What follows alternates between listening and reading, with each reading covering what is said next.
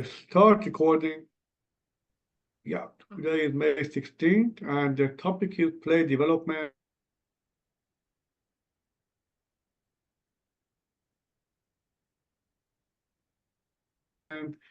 And cordially, humbly, lovely presentation. Um, Everyone who might know me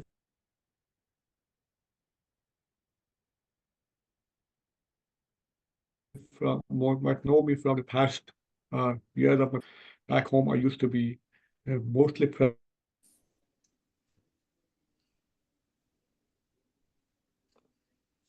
practicing as a play therapist.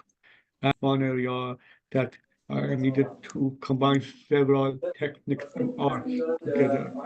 Uh, yeah, maybe I could ask Shirley to mute. So, and for the play therapy, maybe during the play therapy technique might be, maybe we need to combine different science and art together, maybe psychology, sociology, even some aspects of occupational therapy in details, even neuroscience and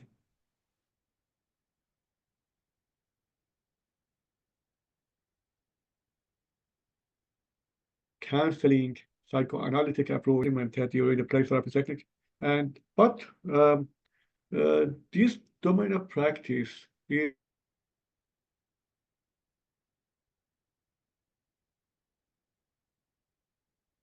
kind of very useful as well. So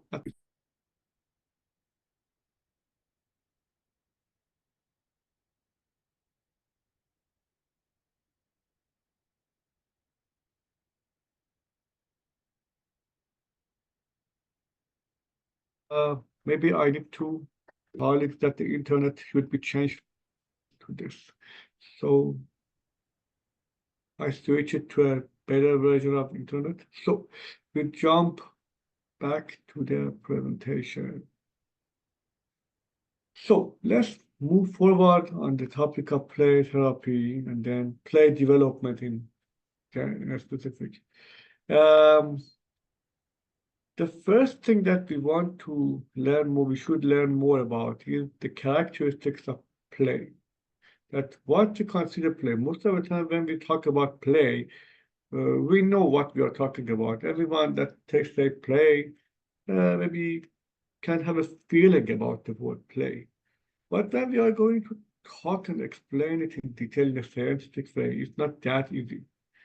It's not that easy at all. So many scientists and psychologists, occupational therapists have tried to explain it and gather some important characteristics in it that I'm not going to fully review them right now, but some of them are more important. One of them, which is the most pivotal one, is that play is intrinsically motivated. Intrinsically motivated, and there is no need that we push it from outside, from external pressure. So if a child feels bored and to deal with boredom, that child start touching a block, and then the block rolls, and then the child gets motivated to keep rolling the block, and then the child gets engaged by doing that rolling the block. Then that child is playing with the block that easily. What was the motivation? Did mom or dad ask him to do so? No. Uh, he just did it as if some intrinsic motivation from inside of his mind or her mind asked him or her to do that. So intrinsic motivation is one of the most important, one of the key factors in play. Um, Yeah, the other thing which is very, very important in the characteristics of play is that in the play activity, we mostly are focusing on the process of play instead of the result of the play. Okay, so we don't, we are not concerned about the product at the end of the play or the result. So most of the time, the people who go into competitive game, they are very concerned or worried about the final outcome or result of the game. So for those children, the concept of play is going to be vanished. Instead, there is a kind of distressful environment of whether I'm going to win this round or not. So for some aspect, the play therapist or any person who is engaged in protecting the playful atmosphere should make sure that we are putting enough weight over the process of play itself. The other thing is that the player is actively participating in the activity. It's very important that when we are saying about active participation, active engagement, we don't mean necessarily the child should be physically active, or the child needs to be physically participating in something. Even if the person has sat on a wheelchair and is watching his friends when playing basketball in the field, if that person is following the game with joy and with passion, in fact, that person has participated in that activity with maximum engagement level. So even that person is playing observation. It's a kind of observational play, is a form of play that we later on talk about. So on the other hand, we also might see some child who is active, physically active, but when we are watching him, he is not playing. He is physically active in the game or activity or play, but as if there is a kind of pressure from outside that he feels he should do that, but with no joyfulness or sense of playfulness or humor. He should just do it to follow the mainstream. Just imagine that a person who is not understanding the mainstream of the play that is taking place around in the surrounding environment and just showing himself, I am doing the same thing as well as you. So as if that child is just trying his best to merge into the society or socialize with them, but we cannot consider it as a kind of play, but that child is not actively participating. So many other characteristics in the play that later on we can discuss about in the FAQ section, but we move forward to next slide. One of the important topics when we talk about play is playfulness. Even among adults, some of us are more playful than others. And among adults, we might say humor, sense of humor, or the persons who are kind of can think outside the box, can do what they do want to do, are free from judgment. They don't feel any extra pressure to do the thing, but they are doing the thing with passion and joy and somehow sense of humor. And so for considering which part of our life is playful, is on the mode of playful, we can answer to three questions. If we are freely doing that, if the intrinsic control on the environment, intrinsic control on the play is there is an intrinsic motivation for us when playing, and also if excuse me, and so if there is kind of intrinsic control over the environment or the play. So for explaining that intrinsic control, I can mention about the difference between a child who is playing a game when we are proposing it and when we are designing it and when we are giving the headline about that, versus when a child finds something playful in the environment which it might be even very serious. Just imagine that a child who has sat at a table, a large table, but gradually try to make it fun with the fork and the spoon together, and they might do the puppet play together. Maybe, who cares? Maybe that person is making some playful time for himself. So there are the differences between the context. And when we move forward, we can also pay attention to this slide that is a kind of conceptual model of play and playfulness proposed by Cooper, that for performing a play, we should make sure that the play is being ran in a kind of correct, true, supportive environment, and we should know that cultural and familial factors are contributing to that playtime. Also, many things related to the play skills are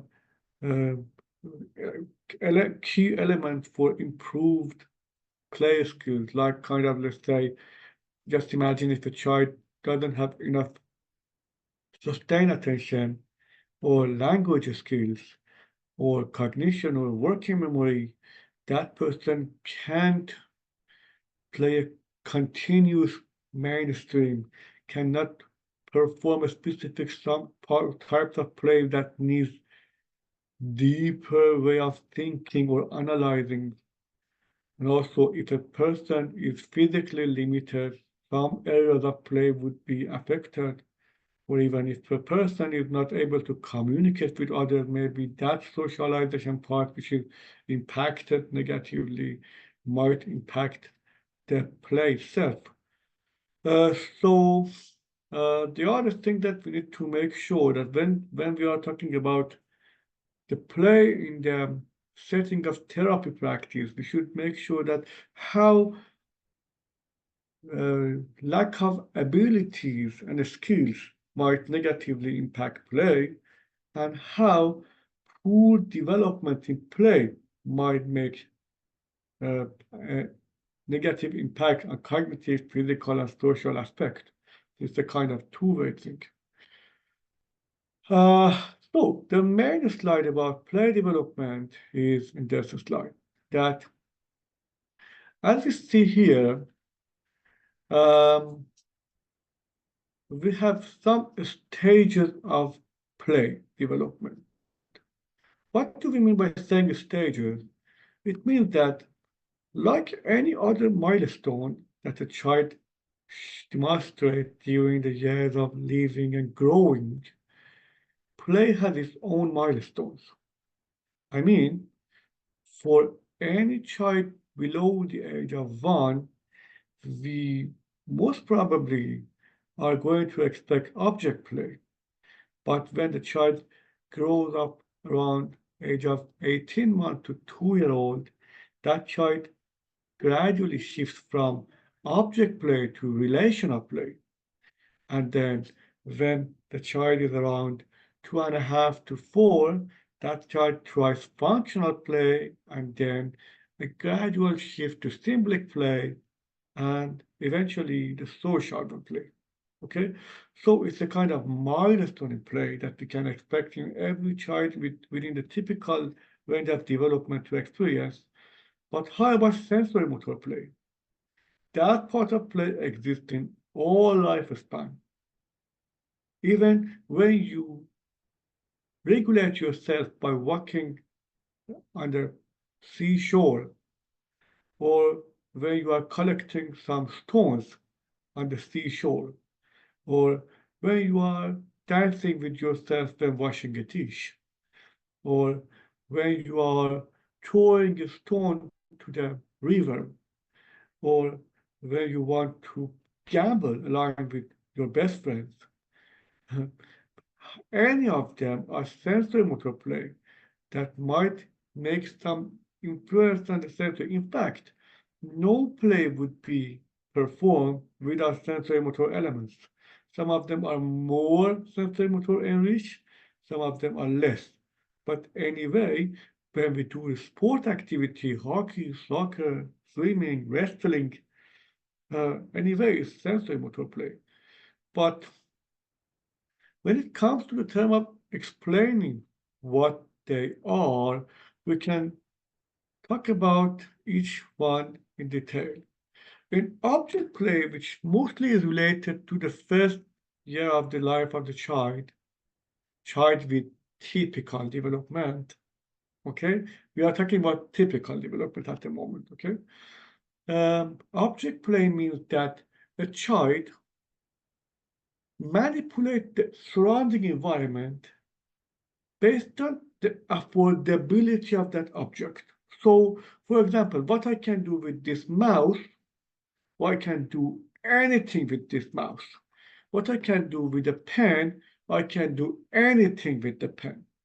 Is it clear? I can put the pen into my nose hole and I can put it in my mouth, or I can throw it, or I can draw something, or I can roll it on the desk. So anything that comes out based on the affordability of a pen as a tool, okay, could be done by a child. So it's mostly experimental. The child is experiencing and experimenting the surrounding environment, touching them, tasting them, putting in the mouth, rolling it, see the cause and effect phenomenon when interacting with the toys. And as when you mention it, you can clearly find the correct alignment with the cognitive development of children at this age, that they are in the exploration mode, they are just putting everything in mouth, oral phase, yeah? In oral phase, they keep doing some stuff.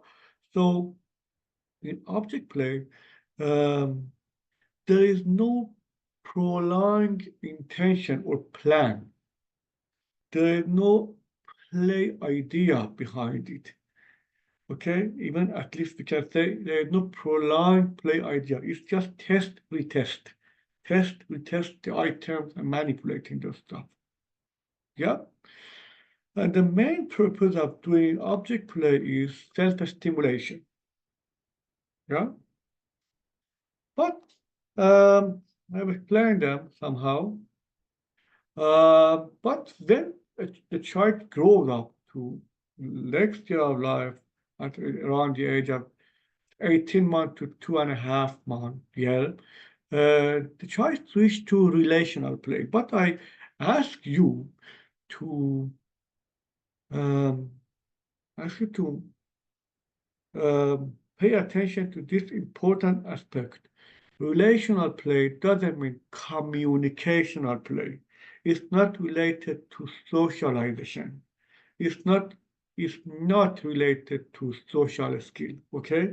Relational play is mostly about the shift of attention of the child from playing with a toy based on affordability, the shift from affordability to the relation of the object, that as if the pen has two pieces that I can detach or attach, or I can stack items, or I can put the item to make a tower, or I can stack them to make a train, or I can place them inside the box, or I can take them out of the box, or I can sort them, or match them, or categorize them, or detaching the pieces of a toy to see what is inside it, or dressing, undressing a doll, or anything that is somehow related to the parts of a toy or elements of a toy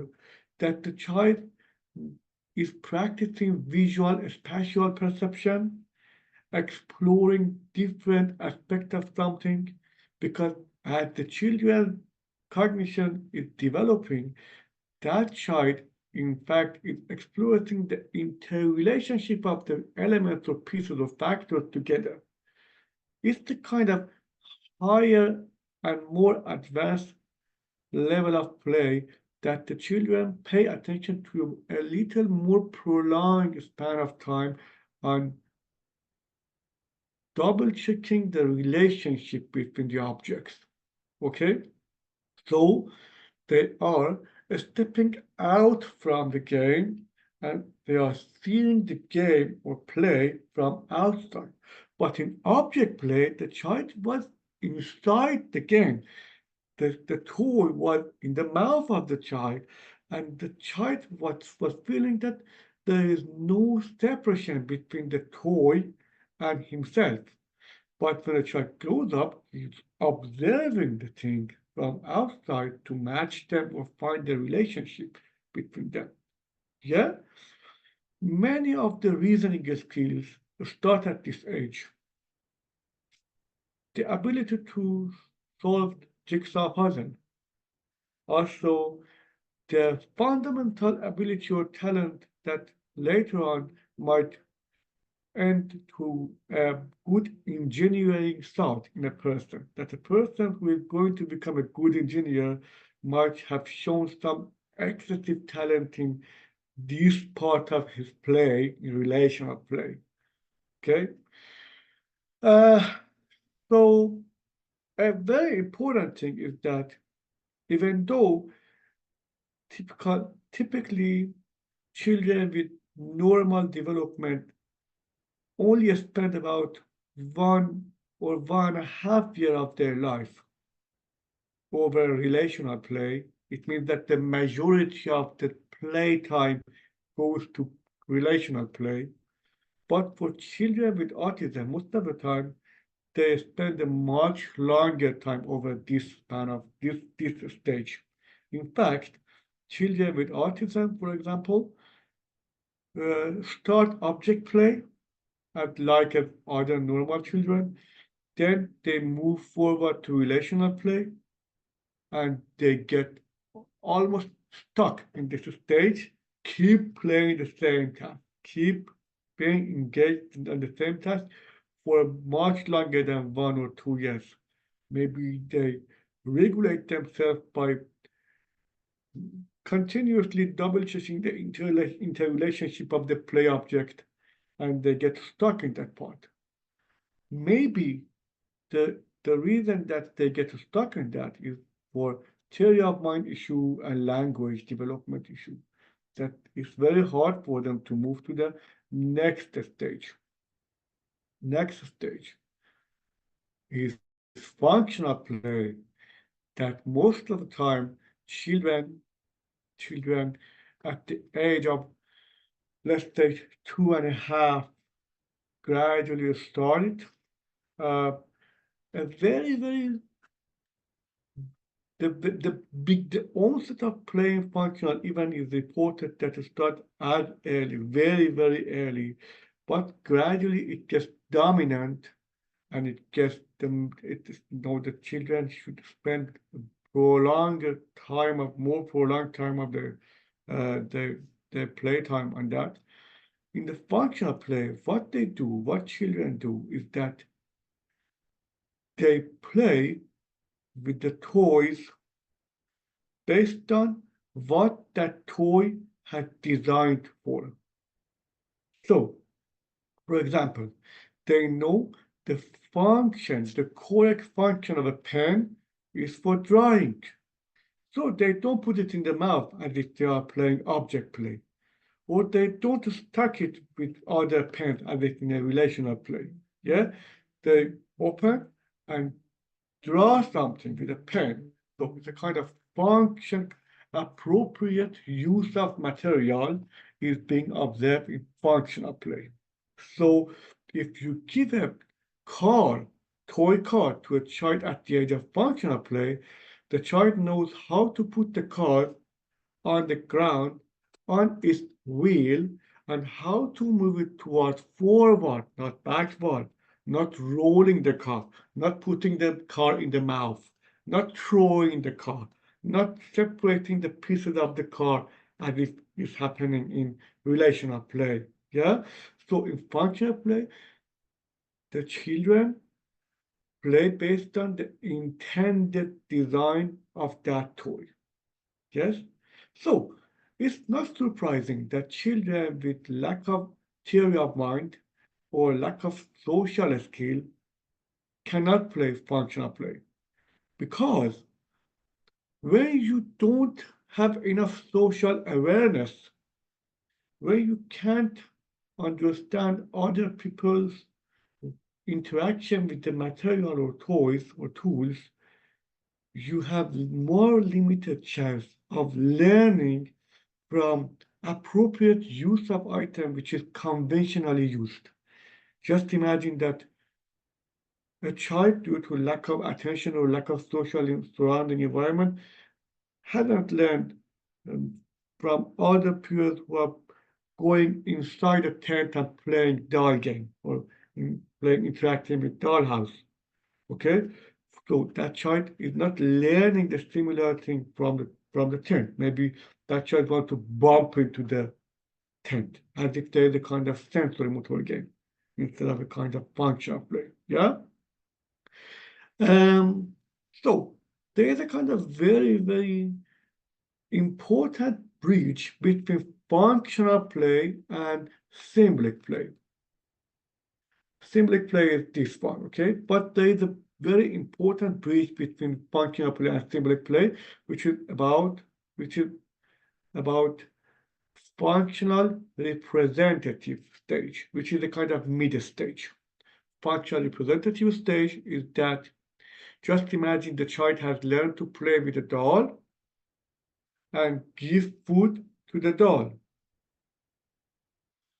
So, in fact, when a child is giving food by a spoon to the doll has become a representative of a human being, as if the child is considering that doll alive.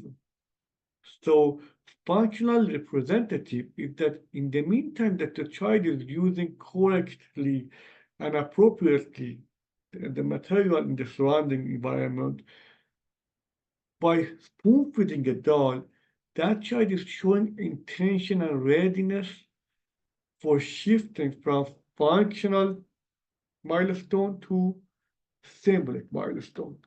In the symbolic milestone, that level of pretend play becomes much more advanced, because in symbolic play, children need to have abstract thinking and become able to do make-believe game or pretend play. Just imagine that a child with a bare hand, without anything in the hand, might pretend that I'm shooting at you by making two fingers like a gun, like a top, and then play it. But even that child doesn't need any toy to play as a kind of representative. That child can imagine that in his hand there is a gun.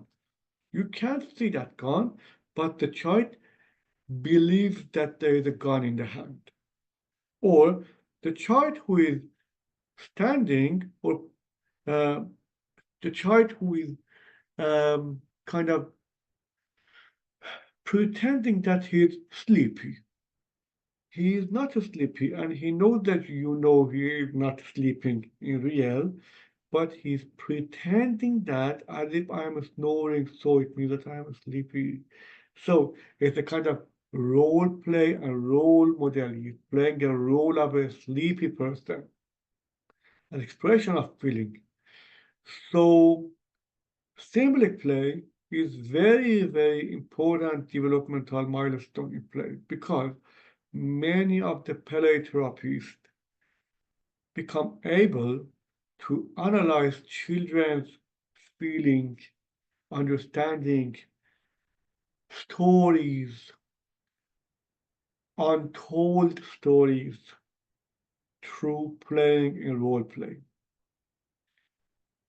What I mean is that just imagine if a child has been suffering from a very cruel and brutal and strict brother, then you are assuming that that child is suffering from something bad in the dynamics of the family member, but you are not sure about that. When you say that, okay, now let's play family game or dollhouse game, and gradually you start to say, okay, now you are my brother, I'm the little brother, you are my older brother. Okay? And then you give space to the child to play or interact the same way that he has been treated. So there's a very, very great time for a therapist to analyze the interrelationship or dynamics of the interaction between two brothers. So the more the therapist can pretend and engage in the pretend play, the more the therapist can copy the exact behavior of the child gets deeper and deeper in the role of the brother. And then after a couple of minutes of playing, you might feel that the child is saying and telling stories that he wouldn't dare to talk about it at all. So it's a very, very important thing that how symbolic play can help psychoanalytic practitioners or play therapists in mental health practice setting can uh, can double check the assumptions by something like this to understand the atmosphere of the family setting or the interrelationship or the social support in the environment. So it's a very, very important phase.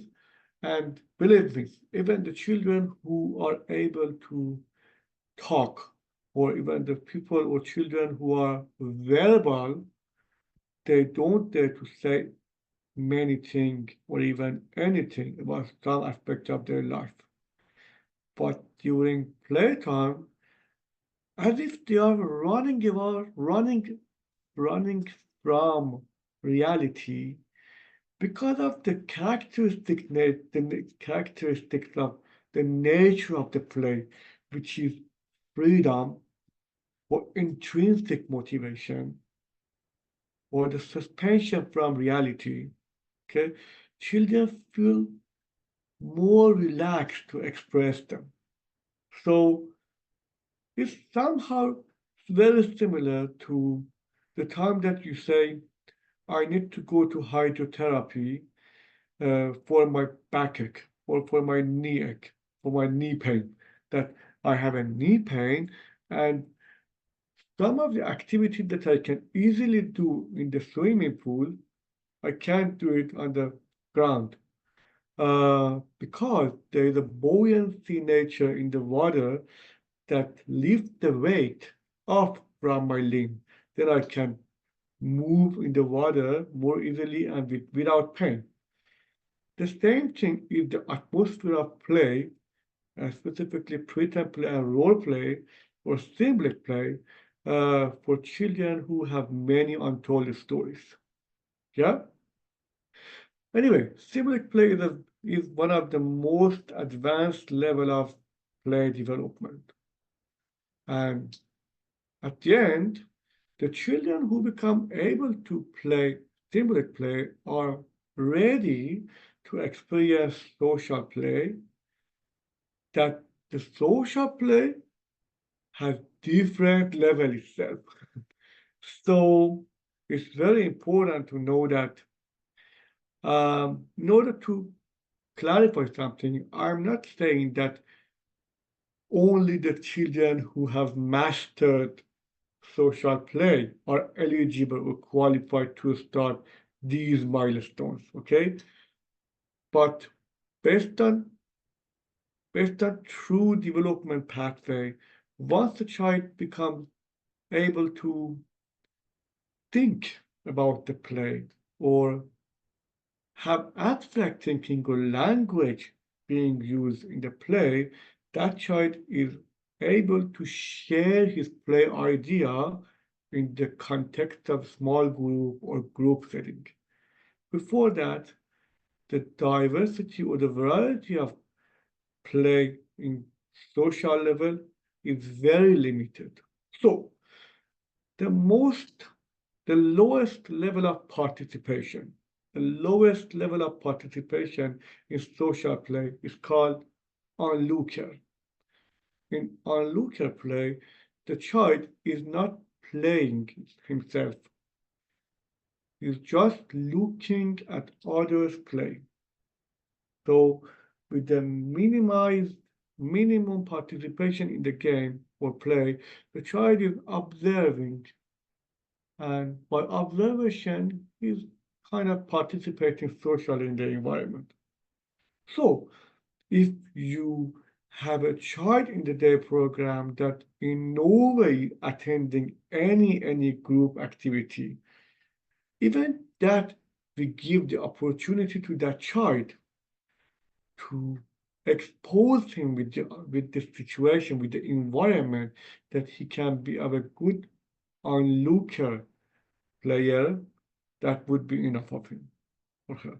Yeah, I think you can find many examples in the day program or small group setting about the children that are being placed that at first glance or with the first thought, maybe that child is not ready for that group, but you are expecting that level of onlooker game to be unlocked in that person. The next level of social play is about solitary game. This, as it comes from its meaning, the child is engaged in a solitary game, individual play, not sharing the game with others, just playing strictly his own idea. And that level of solitary game could be any game, with sensory motor, object play, relational play, even symbolic play, but in a single player, just a single player, which is playing with himself. Okay, but for parallel play, which is the next step, is that children have shared the space of play and have shared the time of play with each other, but haven't shared the materials and haven't shared the goal or main idea of a game. So there is a common time of play and a common environment of play. Okay, but there is no common toy, no common play idea. Like a child who is sat at a corner of a room playing with blocks, and another child who has sat 2 meters away of him playing toy car, without even interacting with each other. When you ask any of them what the other person is doing, maybe that person is socially aware that the other person is playing something else. They are aware of each other's presence in the same environment, but they don't interact. They are just enjoying shoulder by shoulder without interacting with each other at all. Another level, which is one step higher, and it is a very important milestone. That's why I have highlighted it with a different theme of color, is associative play, which is a very important phase of play development, social play development. In associative play, not only the environment and the time of play is shared and common, but also the materials of the play is shared as well. But the play idea is not fully shared. The play idea is not common. Just imagine that there is a big paper given to children, and a lot of crayon or marker have been put on the table, and you're about to color that big picture. Okay?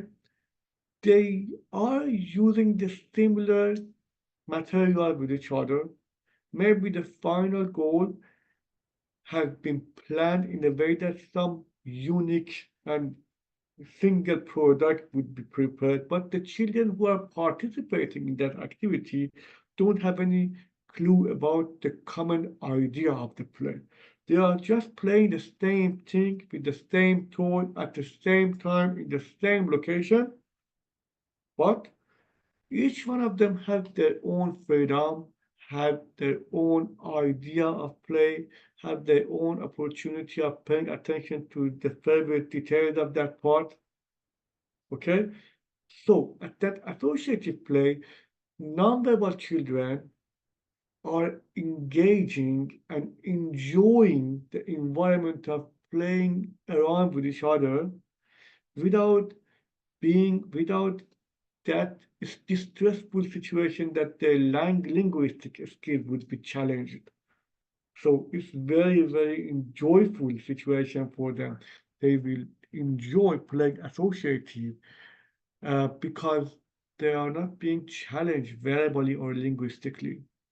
And they can feel that, yeah, I'm a team member, we are doing something together, but there is not a matter of language ability to share ideas. And also, I am free to stick to my own obsessed way of doing something. So that's why associative play is a very important bridge for children, specifically for children with autism, to transition smoothly from parallel play to cooperative play. Yes, in fact, for children at the stage of associative play, we should wait for more enrichment in the language development so that they become prepared to go to cooperative play, so that they can have a kind of shared idea of playing. So in cooperative play, all elements of play are being shared. The idea of play, how to do it, who has what role in that game or the play, materials, toys, location, time. Even a surprising fact is that in cooperative play, maybe children do not use the same material at the same time. Some person might be responsible for specific phase, and the other person is responsible for another phase that needs different material, but they should be well synced and well coordinating with each other to perform that toward the same goal or idea. That's why it needs more collaboration and more linguistic abilities. Yeah? And the last level of play development in social play is competitive play. That competitive play is called games. Games are legislated or ruled activities in which there is a kind of agreed upon rules or instructions. Children with higher level of visualization, cognition, executive function skills, linguistic skill, metacognition. Okay, the children who can strategize a plan of winning the counterpart, or it's very, very hard for children at the in the spectrum of autism to reach to the stage of playing competitively. But the point is that the more we spend time on that, and the more we keep the children exposed at this situation, there is a kind of chance for moving toward competitive or at least cooperative games. So I have made this table, which is very, very clarifying. As you can see, I have made a column that the developmental milestone of play is in the column, from sensory motor at the bottom to symbolic play at the top of the column. On the other hand, from the left side of the spectrum, which is about onlooker in case of social development of play, to competitive phase or develop milestone. So just imagine that there is a high function child with ASD. I have made this infographic table that you can see the success ratio or the amount of time the child can spend over each area. So if I ask you, if a child at the age of 9 with autism is able to perform sensory motor onlooker, for sure, yes, 100%. How about sensory motor solitary? Sure, why not? Sensory motor parallel, yes, 80% of time. But the harder socialization in the development phase become, the less success happens in that child. So you can see that spread up of the sort of size of the boxes feeling. So we can estimate that a child at the age of 9 with ASD most probably can do functional play in an associative format maybe 15% of time. Or there is a 15% of success for that child playing that game in that level of function or in associative mode. But the same thing, the same table for low function child with ASD is this. When we say low function, it means that linguistic skill, theory of mind, and even maybe intelligence quotients or IQ level is negatively impacted. So a kind of common table can give a better clue about what I'm talking about.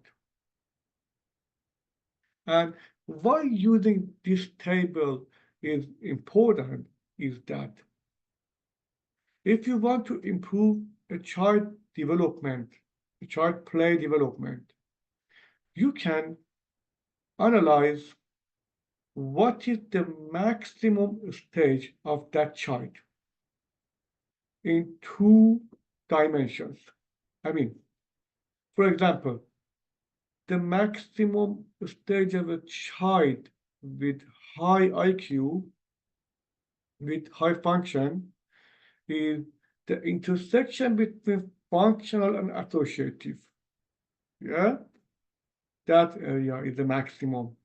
That at least there is something existing there.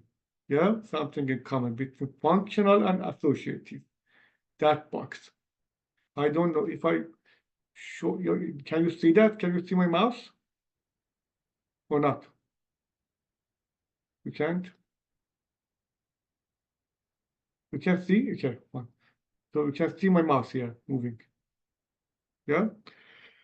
So once I show this box, in fact, if I want to improve the play development or facilitate play development in this child, I have chances to try either I hold functional level steadily and move from associative to cooperative to try this area. So functional stage toward cooperative to image something here, or associative stage of in case of social towards symbolic. Does it make sense? If I want to make this area bigger, I can focus on this area and this area. The more I expose child toward this or this, that side, the side of this box grow up. Does it make sense to you? How? So why shouldn't I use this one, for example, relational and solitary? Because the child already does it. And the purpose of using that level in child is that that child is regulating himself or herself with that part of it. So every person that can do a task or play intrinsically motivated, okay, they are regulating themselves with that game, with that play, and they're enjoying and using it. But if we want to facilitate play development, we should mark the common area, the maximum function, and moving toward one aspect, choosing one battle only at a time. Either we hold functional stage and moving toward cooperative, or functional or associatively moving toward symbolic play. I think it's clear now what I mean, but now you can have a better idea how we can plan ahead when facilitating play development. But how? There are many strategies in promoting play experience that you can let the child be initiative in the game. In fact, if you step back and observe a child and let the child get bored, then you see that child, after being bored, pays attention to surrounding and all of a sudden rush toward the ball. So, in fact, that child has started or initiated a game. Then it's your responsibility how to utilize that preferred play and how to expand it socially, or how to expand it in the milestone of play.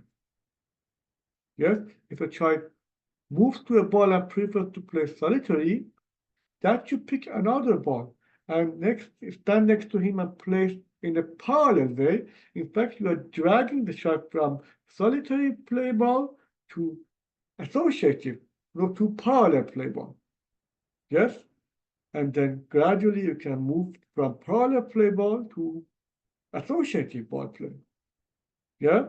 Or if a child is playing with a ball and you are seeing that the level of his play is most likely like kind of sensory motor or maximum even functional play, that is the child playing with the ball as if he's really playing soccer, then maybe you can help him experience an advanced level, like imagine you are Ronaldo, I am Messi, let's put on some costume and then role playing the role and then utilizing the abstract setting of fantasies, then playing story, or playing role model or role play when the child is playing soccer. So we are improving soccer or improving the player development based on what toy the child had initiatively started to play with. Yeah.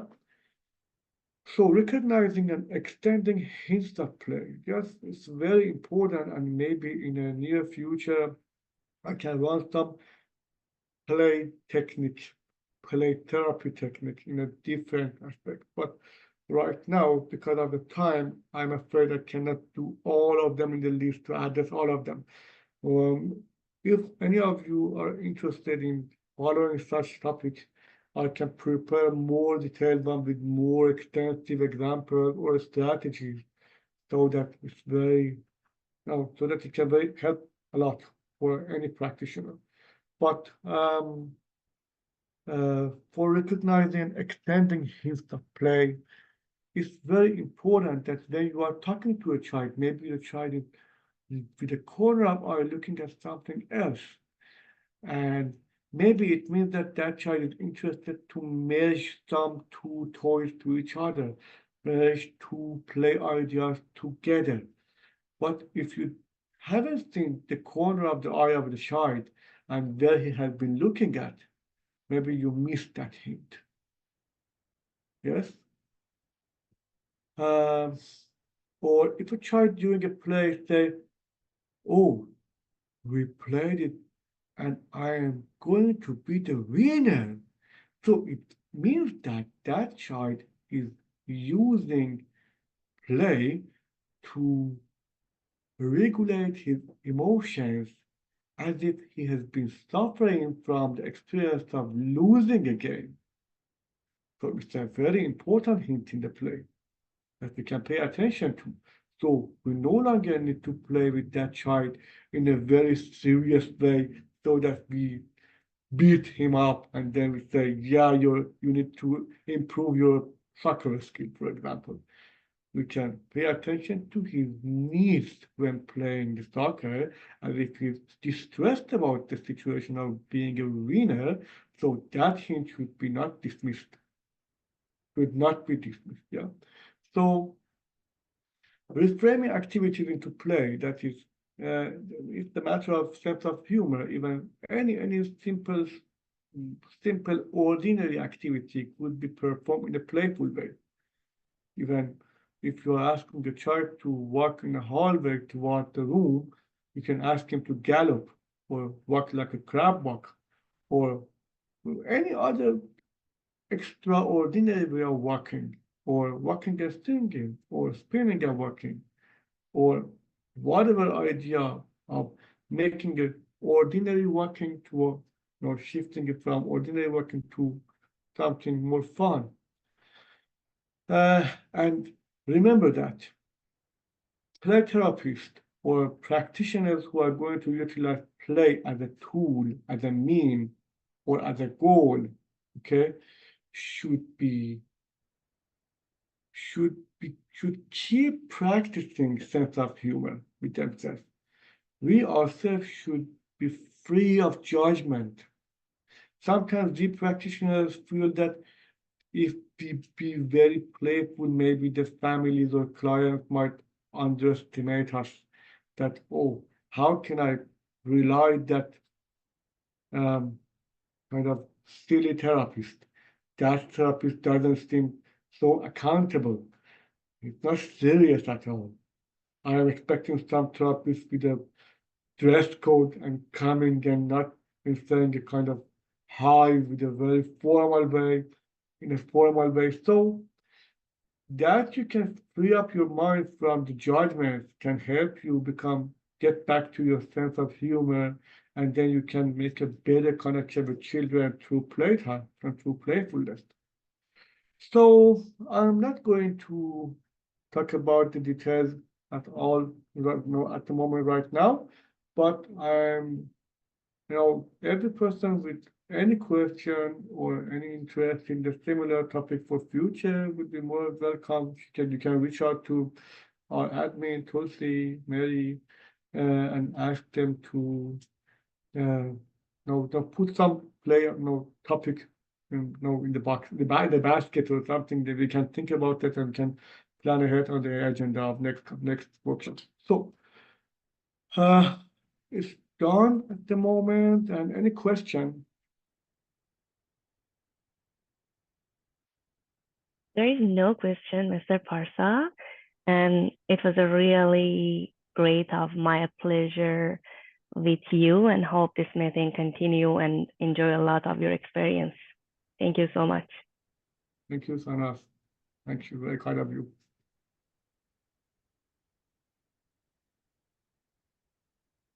So, anyone else?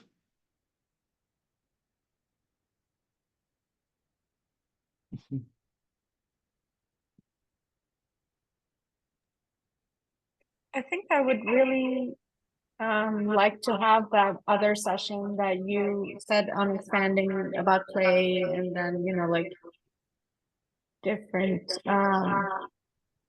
I think you've done something similar in another workshop in Farsi, if I'm not mistaken. Yeah. I can. There is a kind of it was a kind of 12-hour workshop. Like that 12-hour workshop of play that has been, even I have run some 36-hour workshop about play someday. I mean, it was a kind of 9 weeks each day, 4 hours for people who have decided to become play therapists,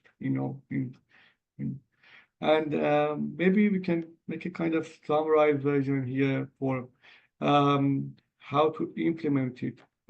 Actually, the only barrier when talking about play is that I myself prefer to do it in person or physically, asking people to participate physically or interacting in person settings. So maybe even in near future we can run such workshop in person setting. But I myself love running such workshop about play. So, any other ideas or input? No one. So, thank you very much and have a wonderful night. Next week, again, we get back to the, we most probably will start at 7:30 every week on Thursday. So 7:30 to 8:30 every week, we will have such workshops. I'm still thinking about next week topic, and feel free to share your own thoughts with me or any feedback, input, any suggestion about the content or even about the method of presentation. I'm open to utilize your feedbacks and inputs. Thank you very much. Have a great night. Take care. Thank you very much. Thank you. Bye.